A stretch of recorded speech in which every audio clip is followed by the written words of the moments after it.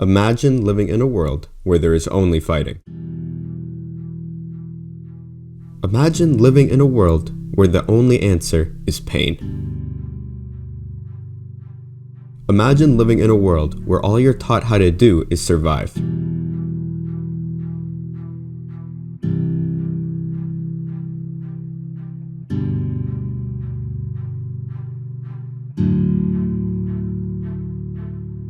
That is the world Mercury Black was raised in. That is the world that shaped him. And it is that same world he will break free from. But first, we have to understand who he is, why he acts like he does, the things he cares about, and most importantly, why changing is the only way for him to have truly beaten his father.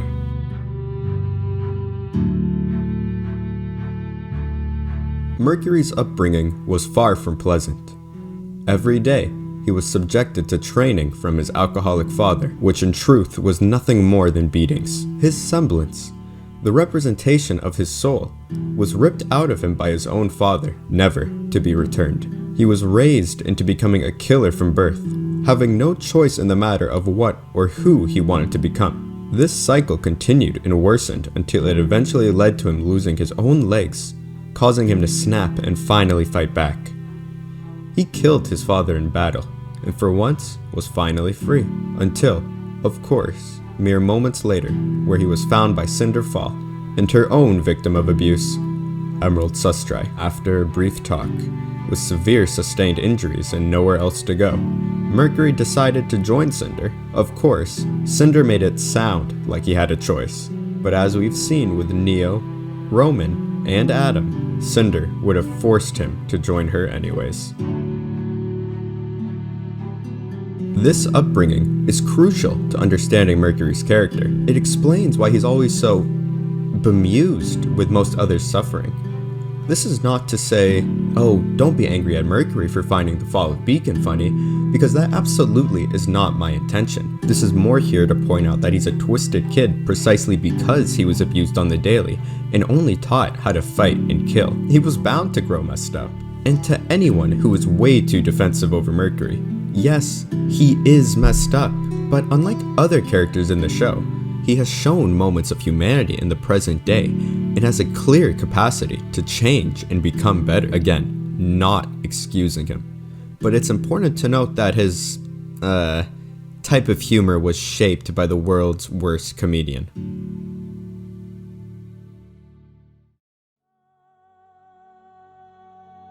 Speaking of comedians, Mercury's bravado is constantly called out by Tyrion Callows, the resident Team Salem psychologist. Mercury loves to talk about how he's this big, mean, tough bad guy who's absolutely comfortable where he is and working for Salem. Well, Tyrion doesn't buy it. Oh yes, the world is mean, and I'm a big bad man now, just like the others. And considering Tyrion is actually a big, mean, tough bad guy who's 100% comfortable where he is and working for Salem, it's quite important that he's always the one that disputes the notion that Mercury actually is where he's supposed to be. Mercury puts up a strong face, not because he's weak, but because he's scared. Every time you see him in Evernight, he's either upset, angry, or terrified. This is not an exaggeration.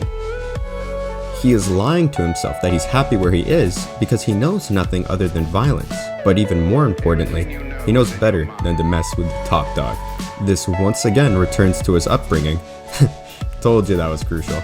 Look, Mercury didn't fight Marcus until he was absolutely forced to. He was abused. He did nothing. He had his semblance stolen. He did nothing. It was only until it reached a breaking point with his legs, he finally snapped and killed his father in a fight implied to be dangerous enough to have his house burned down. Mercury chose to try and survive with his father for as long as possible rather than risk his life. And it's that same lesson he learned with his dad that he holds on to here with Salem.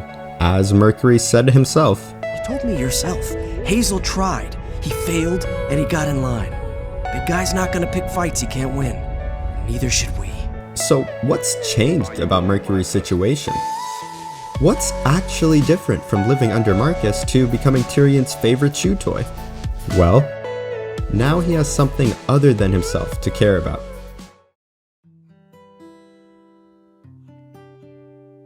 Emerald and Mercury have been together since the start of the show. Any scene you find Mercury in, Emerald's normally just an arm's length away. They're each other's only equals, both in how they view each other and how the story has framed them. They're both abused children who were picked up at the lowest point of their lives by a new abuser in Cinder. And yes, Cinder is an abuser. We don't need him. Everything was going fine. Ugh! Do not mistake your place. Volume 8 has seemed to make more people aware of how Mercury actually does care about Emerald, which is great. Him leaving her is the first time he's ever truly looked sad about anything he's done. But it's not the first time the show has made it clear he cares about her. Let's turn back the clock and go to Volume 5, when the villains lose at Haven. Mercury makes it clear that he's not going to leave Haven without her. Emerald, get up. We need to go. Emerald. The mere fact that he insists on making sure she gets up to come with him and Hazel is proof enough that he cared. Listen to how he sounds when he calls her to come with him. Emerald. He's concerned that she's not going to get up. Some people have likened the reaction to him being angry at her, but the show makes it very obvious how Mercury acts when he's angry.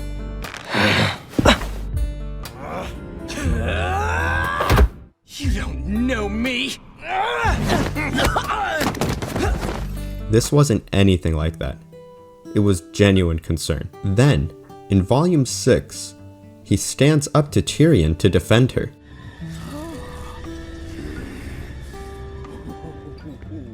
Back off, freak.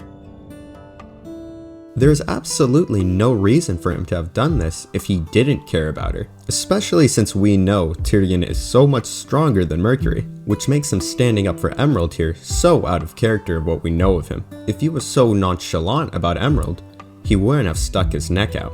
Then, as we see in a later episode, we see him trying to explain how Cinder doesn't care about her. Cinder doesn't care about you.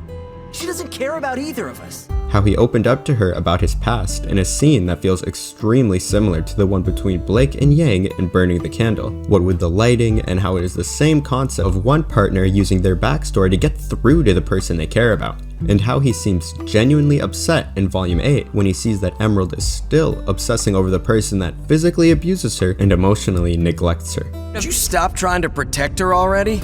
She doesn't care about you. The show has consistently, subtle as it may be, showcased that Emerald is the one person he's willing to go out of his way for. That's why he tells her they shouldn't leave Salem. It's that survival instinct he learned after a childhood of abuse. He doesn't want himself to get hurt because he cares about himself. And he also doesn't want her to get hurt because he cares about her too. I mean, he says we when referring to her. Neither should we. He views Emerald as his partner in crime. And little moments like this all point to the fact that he does care about her quite a bit.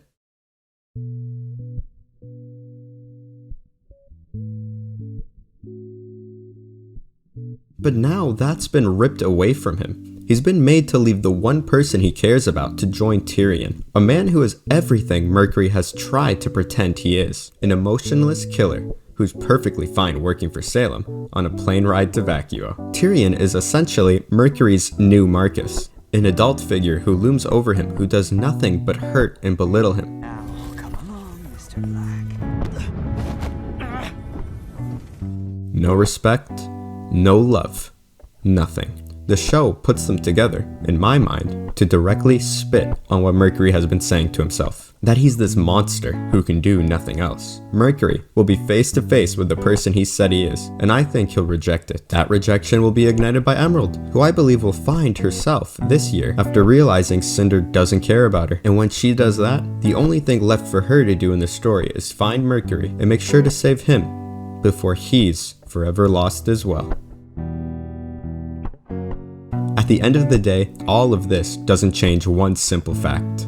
Mercury is not a good person. The beauty of storytelling, though, is the ability to allow characters to change and grow without necessarily having to redeem them. Mercury could leave Salem for one reason, That reason being Emerald. Without them having to justify an entire redemption arc for him, he doesn't have to want to apologize to RWBY or try and make up for his crimes on Beacon. That is irrelevant to his ability to walk away from Salem and live a life away from the abusive system he keeps finding himself in. And hey, who knows? Maybe he will get a straight up redemption arc. We have to accept the fact that he hasn't been an actual antagonist for 5 years. He and Emerald have been complete footnotes in the show since Beacon. He's been called out numerous times by different characters for being all talk. Yes, please keep your posse in check. We're the guys you should be afraid of. I doubt anyone should be afraid of you. How long have you been standing there? All you ever learned was pain and violence, and now you're too afraid to leave it. Such a tragedy.